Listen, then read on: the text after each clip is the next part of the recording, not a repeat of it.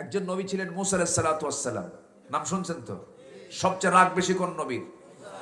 খুব রাগ ছিল, প্রচন্ড রাগী ছিলেন তিনি। রাগ যখন হতো টুপি ভেদ করে চুল বের হয়ে যেত, এত রাগ ছিল তার।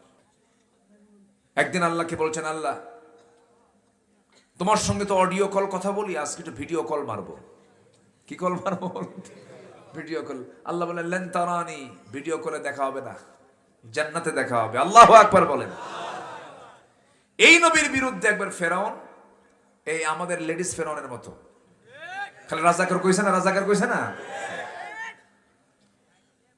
বলল যে মুসা যদি আল্লাহর নবী হয় ওর সমস্যা তো সমস্যায় থাকা লোক নবী হয় কেমনে? কি সমস্যা? মুসার একটা সমস্যা হচ্ছে গোপন সমস্যা। কি সমস্যা? মানে এমনি একটা হাতে আন্দাজে কইছে। কি গোপন সমস্যা? কোর অন্ডকোষ একটা ছোট আর একটা বড়। সহি বর্ণনা, কিন্তু এটা সহি, একদম সহি ঘটনা।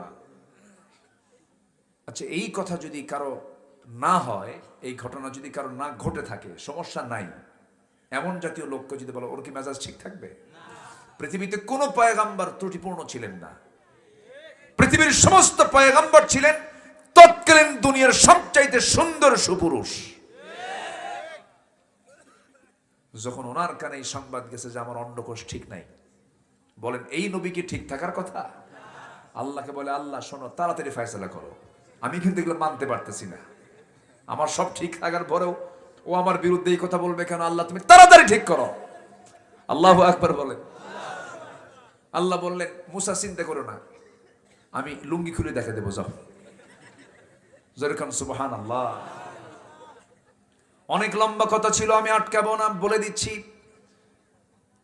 মুসা আলাইহিস সালাতু ওয়াস সালাম গোসল করার জন্য সামনে পানি পেলেন, কিন্তু লুঙ্গি তার বিকল্প ছিল না। একটা লুঙ্গি ছিল, সেই লুঙ্গিটা তিনি পাথরে রাখলেন, পাথরের উপরে রাখলেন, রেখে তিনি পানিতে নামলেন, গোসল করলেন। গোসল করে তিনি লুঙ্গিটা হাতে নিবেন, লুঙ্গি হাতে নিতেই দেখতে পেলেন লুঙ্গির নিচে থাকা পাথরটা তাজা হয়ে মারছে দৌড় লুঙ্গি নিয়ে।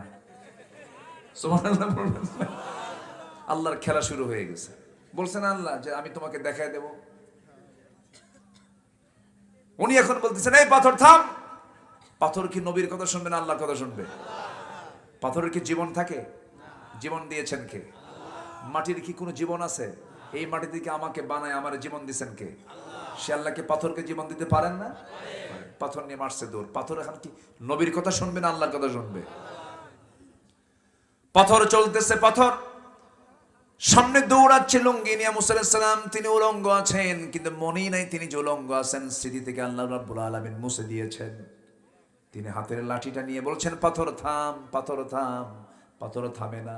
শেষ পর্যন্ত পাথর গিয়ে সেই জায়গায় থেমেছে। লুঙ্গিটা হাতে করে নিয়া যে জায়গায় ফেরাউন তার সমস্ত মন্ত্রী পরিষদ বর্গ নিয়া মিটিং এ বসছে। আল্লাহু আকবার বলবেন।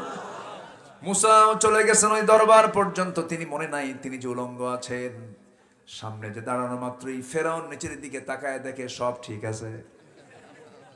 আল্লাহু আকবার বলবেন না?